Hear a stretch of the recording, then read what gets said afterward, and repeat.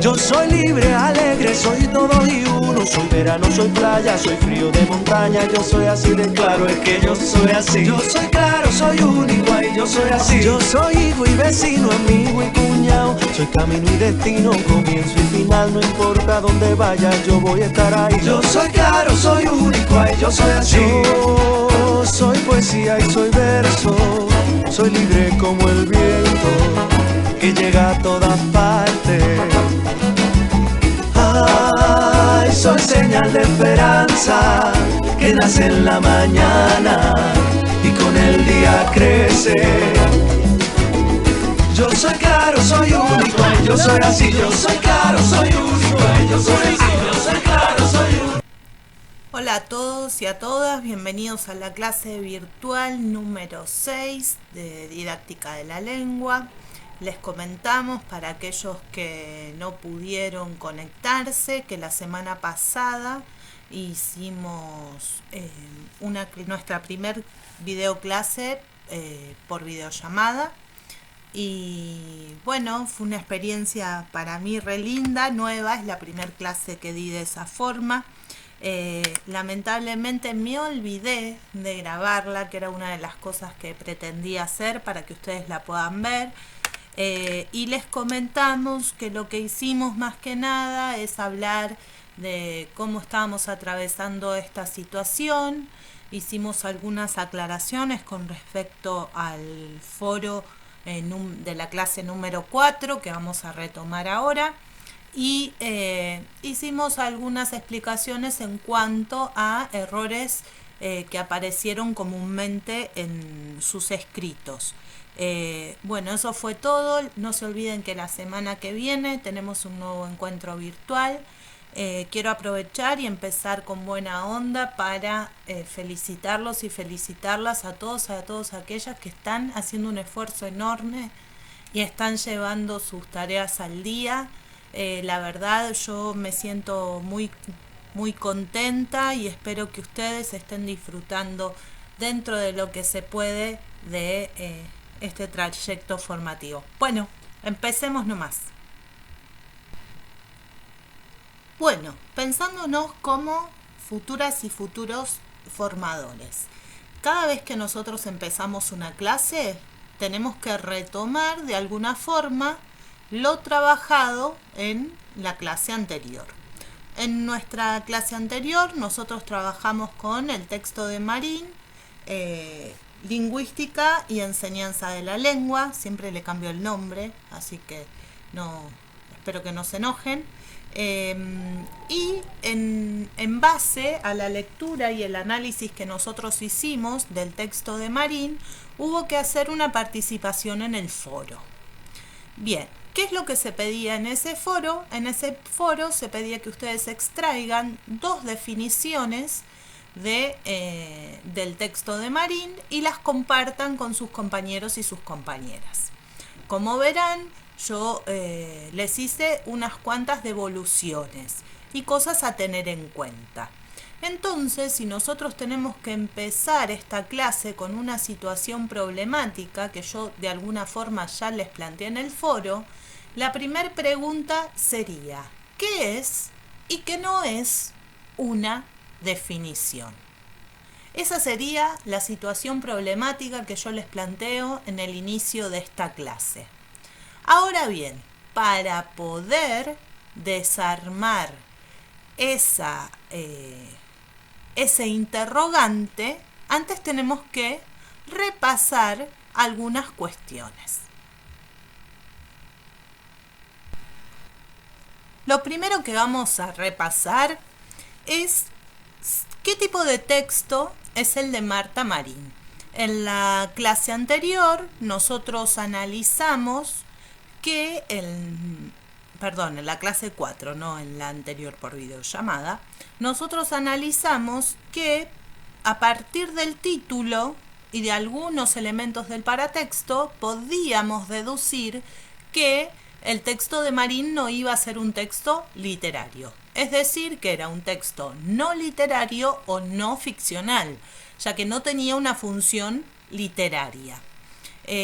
También llegamos a la conclusión de que brindaba información, información acerca de un tema. Así que claramente podemos decir que el texto de Marín es un texto expositivo. La exposición es un tipo de discurso cuyo objetivo es el de ofrecer un tema cualquiera al receptor de forma clara y ordenada. Esto es fundamental. Por eso el tema con el que empezamos la clase decía: yo soy claro. ¿Quién es claro? El texto expositivo. El texto expositivo debe presentar información de forma clara y ordenada. ¿Qué nos dice esta definición de Álvarez? Además de eso dice: la exposición requiere un conocimiento global de la cuestión que se pretende explicar y exige un desarrollo progresivo y articulado de las ideas que contribuyen a su manifestación. Eso de alguna forma también lo vimos la clase anterior cuando compartimos el índice, ¿sí?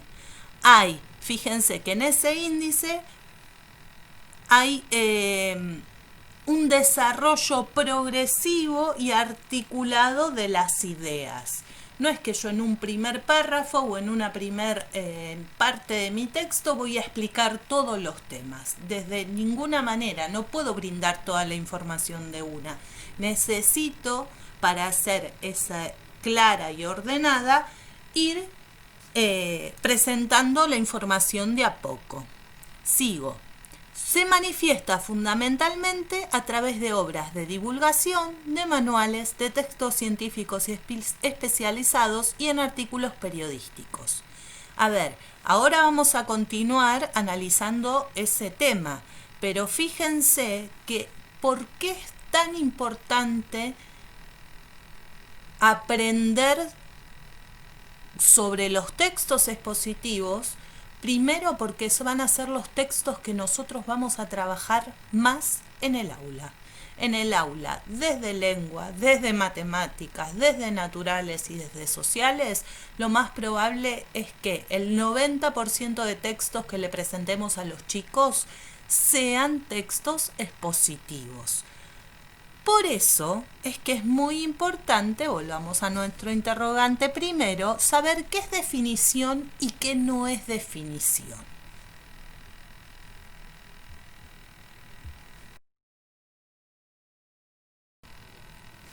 Pero antes retomemos un concepto que nosotros ya trabajamos la clase anterior y profundicémoslo. El paratexto de los textos expositivos. ¿Cuál es? Los textos expositivos van a tener un paratexto determinado, ¿sí? Primero que nada, no se olviden que la palabra paratexto está compuesta por un prefijo que es para, por eso es parapolicial, paraolímpico. Ese para significa al lado de, junto a, y la palabra o el sufijo texto. Entonces, si hablamos de paratexto, es aquello que rodea, que está junto al texto propiamente dicho. Cuando yo estoy frente a un texto y si encuentro títulos y subtítulos, gráficos, cuadros, esquemas, infografías, fotos, epígrafes y notas al pie, lo más probable es que esté frente a un texto expositivo, ¿sí? Ahora analicemos. ¿Había títulos y subtítulos en el texto de Marín? Sí, había un título principal y había distintos subtítulos. La competencia comunicativa y sus componentes, la teoría del lenguaje como textualidad, la teoría de la lectura y la escritura como proceso, la teoría del aprendizaje como construcción. ¿Se acuerdan lo que hablamos en recién? Todos esos títulos y subtítulos ayudan a ¿qué? A presentar la información de forma ordenada y clara. ¿Sí? ¿Me siguen? ¿Habían gráficos, cuadros, esquemas o infografías en el texto de Marín? Sí, ¿Habían fotos y epígrafes? También. ¿Habían notas al pie? También. Todas ellas las vamos a mostrar en las diapositivas que figuran a continuación.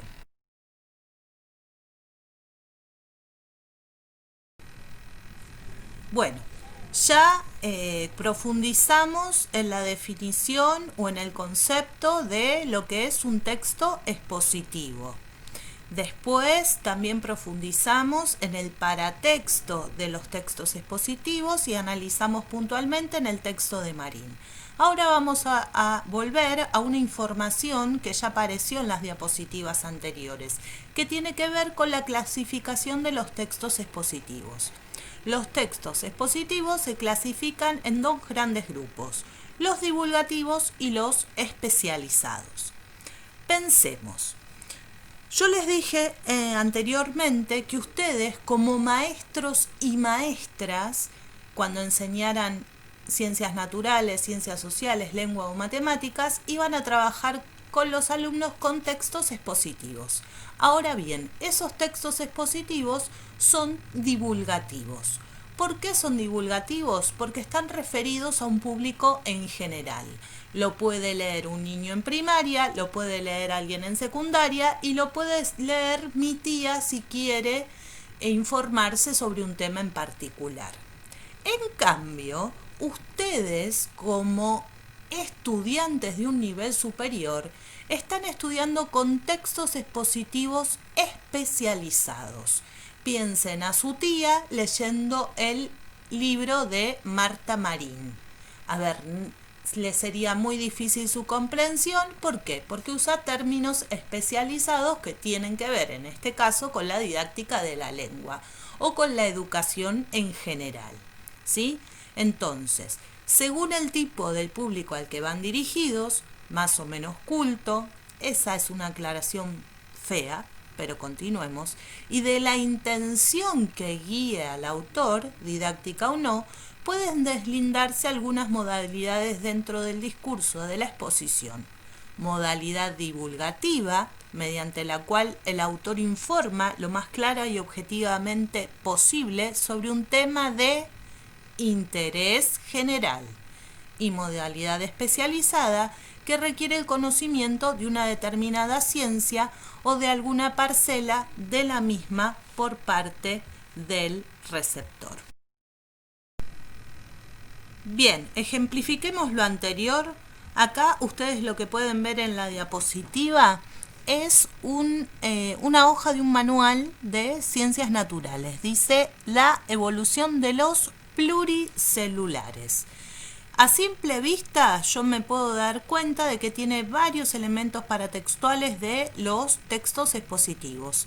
Hay un título, hay gráficos, hay fotos, hay epígrafes. Con este tipo de texto es con el que ustedes van a trabajar con los niños.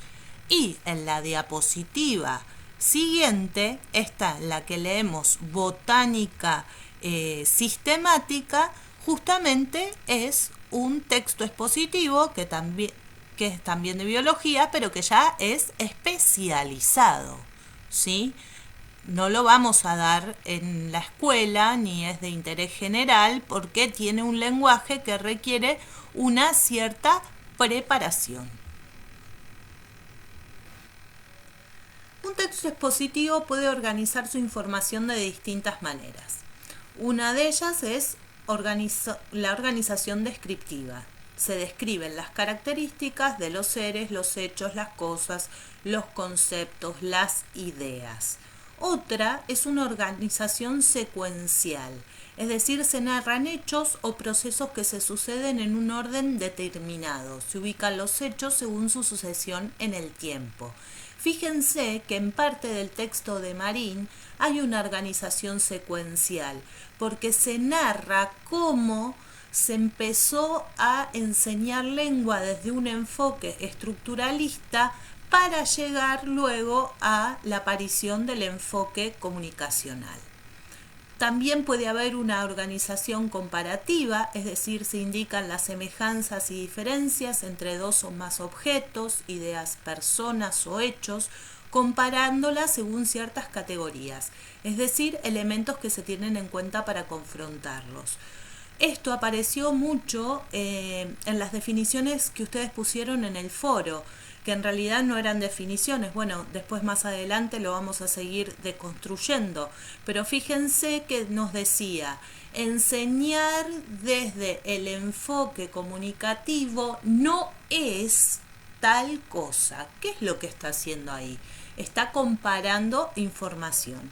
Y organización, causa, consecuencia. Se presenta un hecho seguido por los motivos que lo han producido.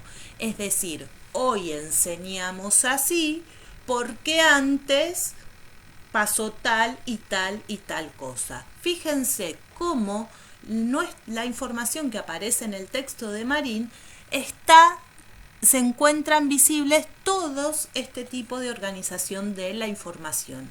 Por eso, lo más importante cuando ustedes enseñen textos expositivos a los chicos es que no les pregunten por el contenido, porque entonces ustedes, ¿qué van a estar enseñando? ¿Plantas o van a enseñar el texto?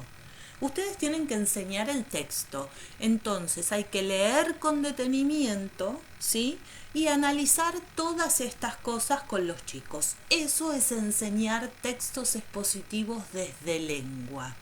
Desde lengua y pienso, ¿desde ciencias naturales podré hacer lo mismo o no? ¿Desde ciencias sociales deberé hacer lo mismo o no? Para que logren hacer todo eso van a tener que leer con detenimiento. Sé que están cansados, ya llevamos varios minutos de clase, así que me parece fundamental que nos vayamos al recreo. En el día de hoy les voy a dejar una perlita, espero que se rían y les doy una advertencia. Esto les va a pasar en sus clases si no practican la lectura.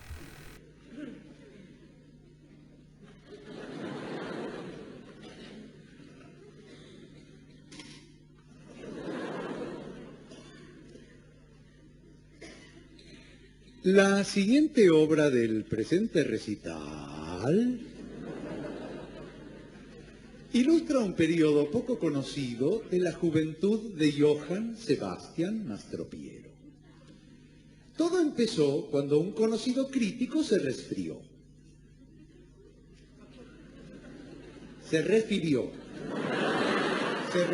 a Mastropiero. Con esto termino.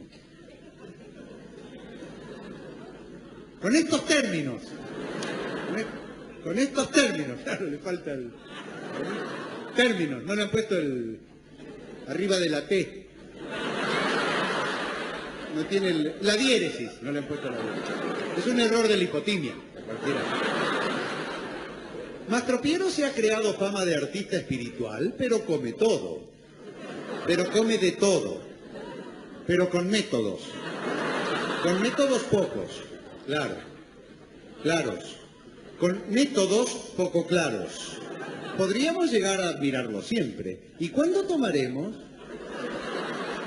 Siempre y cuando tomáramos en cuenta su tenaza.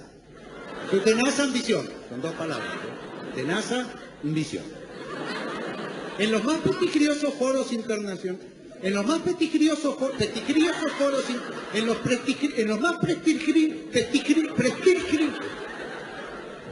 en los más famosos foros internacionales.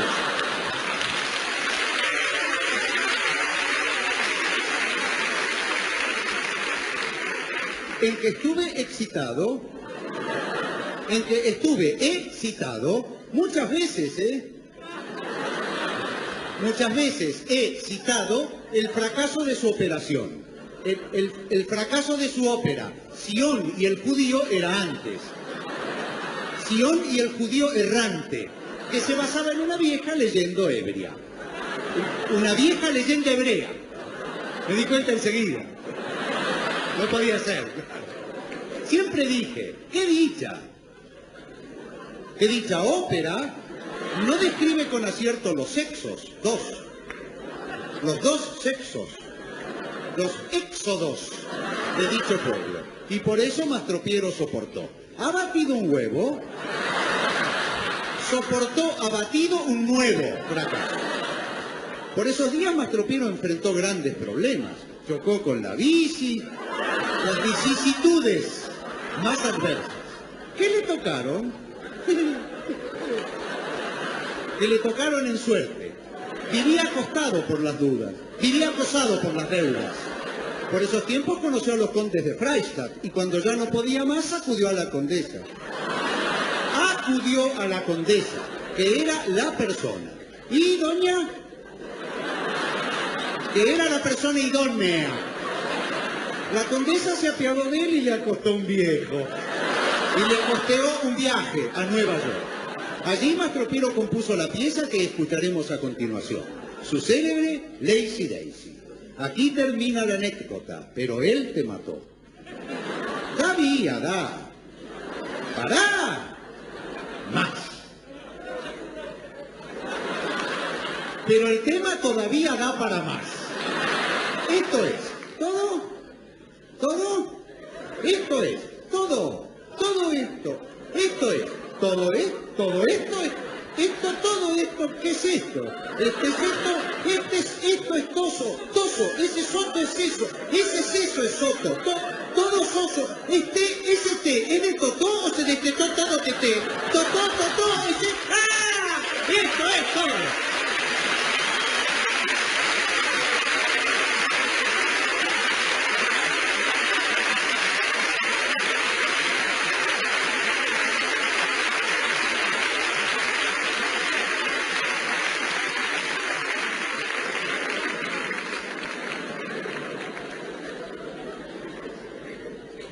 Mais tonnerre de Dieu, c'est la soupie, Daniel. Qu'est-ce qui se passe? C'est que vous pouvez emmerder votre texte. Avant-garde.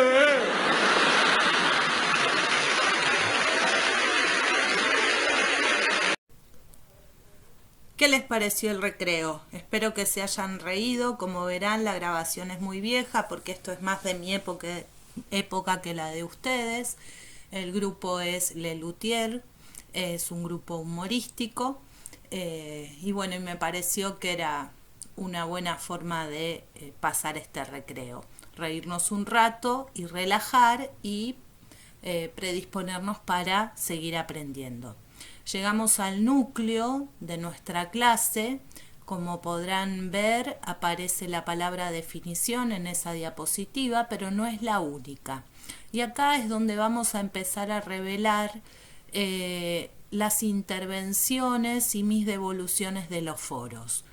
¿Por qué ustedes tan confiados subieron sus aportes diciendo que eran definiciones y yo les pinchaba el globo y les decía, hasta ahí llega la definición? ¿Eso es una definición? ¿Eso no es una definición? Bien, todos los textos tienen una serie de recursos. Los recursos de los textos expositivos, es decir, los que vamos a encontrar en los textos, van a ser la definición, la paráfrasis o reformulación, la ejemplificación y la comparación o analogía. ¿Pueden haber otros? Sí, tranquilamente, como el de causa-consecuencia que nombramos anteriormente, pero nos vamos a centrar en estos que son los principales. La definición expresa los significados de vocablos o expresiones que los lectores puedan desconocer. Expresa significados, ¿sí? La paráfrasis o reformulación consiste en decir lo mismo que en la definición con otras palabras para aclarar un término o una expresión anterior. La ejemplificación es un procedimiento que consiste en proporcionar un caso concreto para facilitar la comprensión de algún concepto abstracto o desconocido. Y la comparación o analogía establece una comparación o paralelo entre dos hechos, conceptos, situaciones para aclarar una idea. Es interesante que cuando yo enseñe a partir de un texto expositivo, por ejemplo, ustedes en sus planificaciones proponían la lectura de un texto expositivo. Por ejemplo, qué es lo que había pasado el 24 de marzo de 1976. Por ejemplo, quienes eran las abuelas de Plaza de Mayo. Esos textos son expositivos, primero porque brindan información hacia un tema, segundo, estaban escritos en tercera persona, no eran objetivos, no aparecían opiniones, y tercero, porque seguramente tenían la mayoría de estos recursos que aparecen a continuación. Me definían, por ejemplo, que era un golpe de Estado, me lo explicaban esa definición con otra palabra, me daban un ejemplo, de las libertades que se perdían, y me comparaban, por ejemplo, lo que sucede en la democracia y en la dictadura. Lo interesante cuando yo doy un texto expositivo con los chicos no es simplemente que ellos tengan que repetir el contenido del texto, porque para eso está Google, chicos. Una clase bien dada, nos va a decir Rebeca Anijovic, es aquella en que el docente le da a los chicos una herramienta que sin esa herramienta no pueden resolver un problema. Si yo les doy un texto para hacerle preguntas y el chico vuelve a su casa o pone Google, o pone la tele, o pone la radio, le pregunta a la madre y la respuesta está ahí, pregúntenselo, ¿será una buena clase? Lo interesante cuando yo trabajo un texto expositivo justamente es analizar todas estas cosas. Por ejemplo, cuando yo encuentro una ejemplificación, decirle a los chicos y hacer visible qué está haciendo acá, para que el chico me diga, está enumerando todos los libros, los títulos de los libros prohibidos durante la dictadura. Ahí, implícitamente, yo le estoy enseñando a reconocer que la ejemplificación.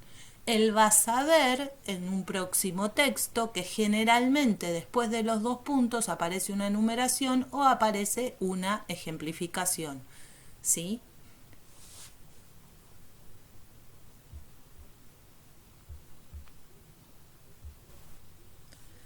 Ahora analicemos con esta información nueva que tenemos las distintas intervenciones que ustedes hicieron al foro de la clase 4. Vamos a leer el primer cuadro de texto. Dice, la competencia discursiva es nuestra capacidad de comprender y saber seleccionar textos que nos permitan crear un debate adecuado a la circunstancia en la que nos encontramos o a la que pretendemos llegar. Esa es una definición pura. ¿Por qué es una definición pura? Porque aparece un concepto que es desarrollado luego. ¿Qué se desarrolla ese concepto? ¿Todas sus implicancias? No. Responde a la pregunta ¿qué es? Si yo te pregunto ¿qué es la competencia discursiva? Vos me decís es nuestra capacidad de comprender, saber seleccionar, Esa es una definición pura.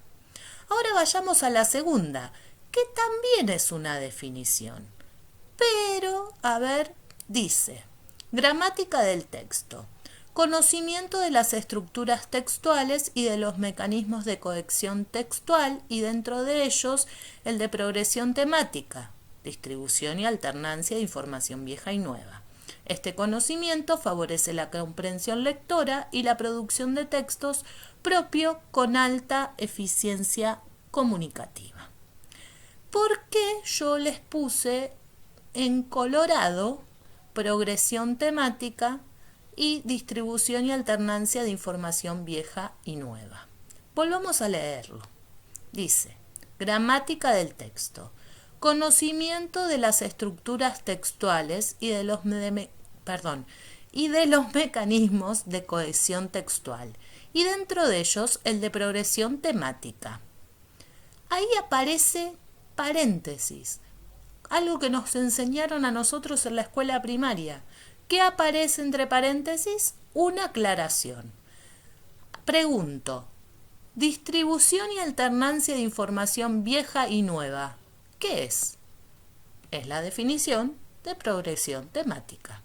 Por eso, en esta intervención conviven más de una definición. Por un lado está la definición de gramática del texto y dentro de la definición de gramática del texto aparece la definición de progresión temática. Por lo que, si yo quiero poner la definición de gramática del texto, todo eso que está entre paréntesis debe volar. ¿Sí? ¿Me entienden? No debería aparecer, porque es una información extra a la definición de gramática del texto. Ahora bien, vamos a la tercera. Acá van a definir conductismo o behaviorismo, nunca me sale. Teoría del aprendizaje. Dice, afirma que se aprende por repetición y por estímulo. Entre paréntesis, léase consigna. Respuesta. Entre paréntesis, léase resolución de consigna. Y premio o castigo, entre paréntesis, léase calificaciones o cualquier otro modo de retribuir y sancionar. Pregunto, ¿quién dice se léase consigna? Léase resolución. Lo dice la autora, ¿verdad? Lo dice Marín. ¿Pero por qué lo dice Marín? Porque en nuestro texto nosotros tenemos esas consignas, esa resolución de consignas, esas calificaciones. Ahora bien, vuelvo a lo anterior. Si aparece entre paréntesis, en este caso, nos da una orden. Lean esto, lean lo otro, para entender a qué se refiere. Pero si yo quiero dar la definición de conductismo, tengo que decir que en la teoría del aprendizaje conductista afirma que se aprende por repetición y por estímulo, respuesta, premio o castigo. ¿Me siguen? Entonces, vayamos aclarando un poco el panorama. Ninguna está mal. Ahora bien, yo tengo que aprender a reconocer y hacer los recortes necesarios en el texto para encontrar la definición. ¿Por qué? ¿Porque la de lengua es una hincha quinotos? Sí, soy una hincha quinotos, pero en realidad ustedes tienen que aprender a hacer eso porque eso es lo que le van a pedir a los chicos que hagan. Les va a pasar que ustedes les dicen a los chicos, definan tal concepto y los chicos les van a copiar 3 hojas y ustedes les van a decir es mucho. Y el pibe te va a decir, ¿y hasta dónde? No me sirve ni él es mucho ni él es poco. Tengo que enseñar cuál es la definición. Y eso lo voy a ir enseñando cada vez que abordo un texto expositivo con los chicos. Si yo abordo en naturales un texto que hable sobre célula, más allá de que el chico me defina célula, le voy mostrando. ¿Ves cómo define acá la palabra célula? ¿Ves que esto que aparece entre paréntesis, ¿a quién se refiere? ¿A la célula o a esta otra palabra? Eso es enseñar un texto expositivo.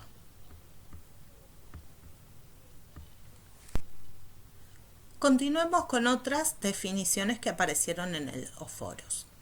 Acá nos dice la compañera o el compañero en qué página podemos encontrar la definición. ¿Qué es lo que va a definir? La lengua. Entonces me dice, desde el estructuralismo, la lengua es concebida como un cuerpo de signos y reglas que constituyen una serie de recursos a los que apelan los sujetos en sus actos de habla. Es decir, es concebida como código o sistema, los cuales solo se concretan en el uso, en los discursos, en los actos de habla o en los textos que los hablantes producen. ¿Se acuerdan cuáles eran los recursos que vimos? Aparecía la definición y luego aparecía la paráfrasis o reformulación. Todo eso que aparece en rojo es una paráfrasis o una reformulación. ¿Por qué? Porque me dice con otras palabras, ¿qué cosa? La definición. ¿Me entienden? La paráfrasis o reformulación ¿de quién? De la definición. Generalmente, yo siempre lo digo, no me canso de decirlos, nosotros no estudiamos con las definiciones, sino que justamente estudiamos con las paráfrasis o reformulaciones. ¿Por qué? Porque me lo dice de una forma más fácil. Vamos a la siguiente. La siguiente definición es la de normativa. Dice, conocimiento y uso de las convenciones de la lengua, tales como, ortografía, puntuación, grafías, uso de tiempos verbales, etc. ¿Dónde termina la definición? La definición termina en lengua. Es decir, la definición de normativa es conocimiento y uso de las convenciones de la lengua. Punto. Ese tales como, ¿qué es lo que está haciendo? ¿Me da lo mismo si yo lo cambiara ese tales como por un por ejemplo? ¿Es lo mismo? Sí, me dice cuáles son las convenciones de la lengua. Por ejemplo, ortografía, puntuación, grafías, uso de los tiempos verbales, etc. Esa es una ejemplificación. Generalmente, ¿se acuerdan lo que les dije hace un ratito? Si me aparecen 2 puntos y después una enumeración, seguramente esa enumeración va a ser parte de una ejemplificación. Como si yo les dijera, me gustan, 2 puntos, tus ojos, tus labios carnosos, tu pelo largo. Ahí, ese 2 puntos equivale a un por ejemplo. Y lo mismo va a aparecer en la última, pero es más clara. Fíjense lo que dice. La competencia lingüística consiste en la capacidad de formular enunciados sintáctica y léxicamente adecuados, de modo que puedan ser comprendidos. Ahí finaliza la definición. Porque después, ¿qué dice? Por ejemplo, esta planta se está marchitando y no marchitando, planta se está. ¿Me entienden? Entonces, para ir cerrando un poquito el tema, fíjense que este es el núcleo de nuestra clase, el desarrollo. Son 10 minutos, ustedes no lo ven, yo sí porque estoy armando el video. Son 10 minutos de explicación que van a ser los que sustenten todo lo demás. Pero a ver, para llegar a estos 10 minutos de explicación, ¿qué hicimos? Recuperamos los previos, pusimos una situación problemática, volvimos a recuperar los previos, los cuales profundizamos con nuevos conocimientos o complejizamos con nuevos conocimientos para llegar a este punto en el que de alguna forma damos respuesta al interrogante inicial.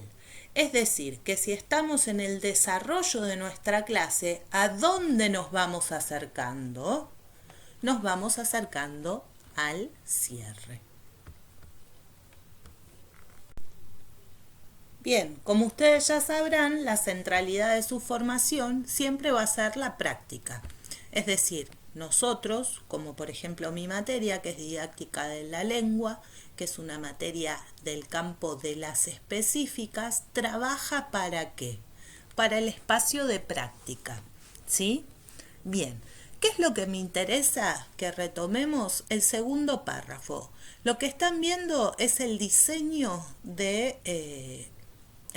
curricular de formación docente de nivel primario de la provincia de Neuquén. Es decir, el texto que nuclea cómo tenemos que trabajar.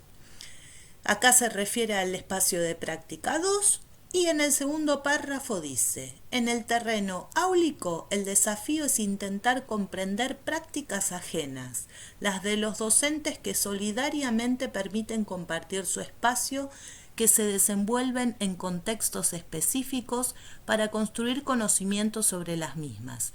Desde este lugar se hace absolutamente necesario el respeto por el trabajo y la palabra del otro y ¿qué?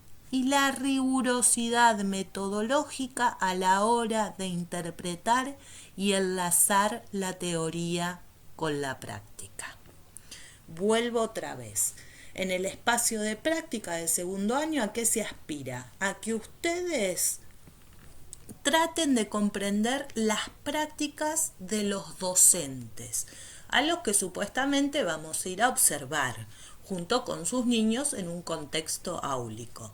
Veremos cómo se desarrolla el año, pero para eso nosotros trabajamos, ¿sí? Pero ¿qué necesitamos? ¿Yo qué voy a ir? ¿Voy a ir y voy a mirar cualquier cosa?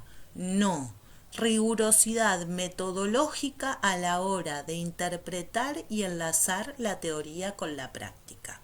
Por eso, hago esta introducción para el foro que les voy a pedir de esta clase. Quiero que entiendan, o me gustaría comunicar, que lo que yo les pido siempre es en pos de este trabajo que ustedes tienen que hacer en un futuro en práctica, que no, si no será este año, será el año que viene, pero lo tienen que hacer sí o sí, que es tratar de interpretar cómo enseña ese maestro o esa maestra que nos abre el aula. En el foro de esta clase número 6, lo que yo les voy a proponer es leer detenidamente 2 secuencias didácticas de enseñanza y aprendizaje de los textos expositivos. Y les pido que reflexionen acerca del enfoque de la lengua que éste propone. Que sistematicen en su carpeta o cuaderno sus apreciaciones en un cuadro comparativo, que expongan cómo es el sujeto que enseña en una secuencia, cómo es el sujeto que enseña en la otra, cómo es el sujeto que aprende en una y en otra, si es activo, si es pasivo, cómo es la relación con el conocimiento que propone cada una de estas secuencias didácticas, a qué teoría del aprendizaje y a qué concepción de la lengua responden estas secuencias. Eso lo tienen que hacer en sus carpetas, así que si ustedes no tienen ganas de hacerlo, yo no me voy a enterar, ¿sí? Pero los invito a que traten de hacerlo para después poder ir al foro. En el foro de la clase, ustedes lo que tienen que explicar con sus palabras es a qué enfoque de la lengua responde cada secuencia y fundamentar sus respuestas teniendo en cuenta el marco teórico que abordamos, que es el libro de Marie. Ustedes van a ver que hay 2 series de actividades. Una secuencia didáctica 1, en la cual se presenta un texto a los alumnos y una propuesta de trabajo. Y otra par de actividades en las cuales se presenta el mismo texto a los alumnos, pero otras consignas totalmente diferentes. Por lógica, una responde al enfoque estructuralista de la lengua y otra responde al enfoque comunicativo de la lengua. En el foro ustedes tienen que decir, la secuencia 1 responde a tal enfoque, por tal y tal y tales cosas. Por eso va a ser muy importante que lean las intervenciones de sus compañeros y sus compañeras, para no repetir y para enriquecernos entre todos.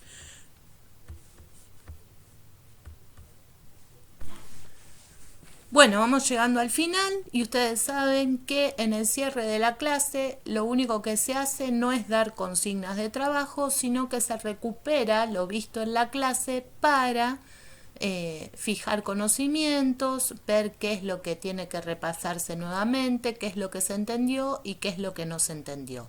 Yo no los tengo a ustedes para verificarlo digamos oralmente, pero igual hagamos como si estuviéramos en la clase y vamos a hacer el cierre de la misma para hacer como un raconto de lo que vimos hoy, y para eso los invito a ver el siguiente video.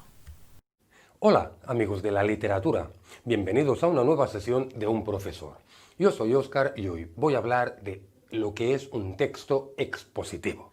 Bien, un texto expositivo es aquel que aborda de manera objetiva un asunto o tema determinado, con la finalidad de dar a conocer e informar de una serie de hechos o conceptos específicos. Es decir, el propósito fundamental es transmitir información, es decir, aportar conocimiento claro y directo sobre un tema. Para que lo entendamos, un texto expositivo busca aclarar y detallar la información relacionada con los datos que se aportan. Hay 2 grandes tipos de textos expositivos. El primero sería el texto expositivo de carácter divulgativo. Este está destinado al público en general. No es necesario un conocimiento previo del tema que se toca para entender lo que se nos explica. Y segundo tipo sería el texto expositivo de carácter especializado. Aquí sí que este tipo de textos están destinados a los especialistas en algún tema que ya poseen un conocimiento previo sobre dicho tema, con lo cual el texto expositivo puede ir un paso más allá, pues ya hay un conocimiento previo. Pasemos ahora a la estructura de un texto expositivo. Primero nos encontramos con la introducción. Aquí se nos explica qué tema se abordará, qué enfoque se usará y cuáles son los puntos de mayor interés. La segunda parte sería el desarrollo. Aquí nos encontramos con la exposición detallada y clara de toda la información disponible sobre el tema que estamos tratando. Y para finalizar, la conclusión. Aquí nos encontramos con la síntesis de la información que se nos ha presentado. Pasemos ahora a las características de los textos expositivos. La primera es que la redacción debe ser objetiva. No tiene cabida emociones ni opiniones, sino solo hechos comprobables. Segunda característica es que los textos expositivos deben estar escritos en tercera persona. La tercera característica es que hay que usar en los textos expositivos un lenguaje claro y preciso. Cuarto, los textos expositivos usan recursos lingüísticos como pueden ser los conectores, comparaciones, enumeraciones, etcétera, etcétera. Como decía antes, otra característica principal y primordial de un texto expositivo es que no puede contener emociones o opiniones del autor, sino, como decía antes, hechos comprobables. Y para finalizar, puede mezclar otros tipos de textos, como podrían ser el texto narrativo, el texto explicativo, para dar mayor empaque a lo que se está intentando exponer. Así pues, amigos, hemos visto qué es un texto expositivo y qué características tiene. Espero que os haya interesado el tema y, como siempre, emplazaros a nuestra página web unprofesor.com, donde encontraréis algunos ejercicios que os hemos preparado de este tema, así como otros muchos temas que os podrían interesar. Sin nada más que añadir, me despido de vosotros y os emplazo a una nueva sesión de Un Profesor.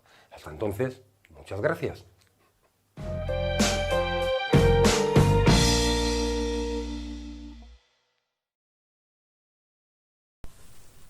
Bueno, espero que les haya gustado la clase, que también les haya gustado el cierre y los espero y las espero en el foro primeramente y la semana que viene en el horario de clase por videollamada.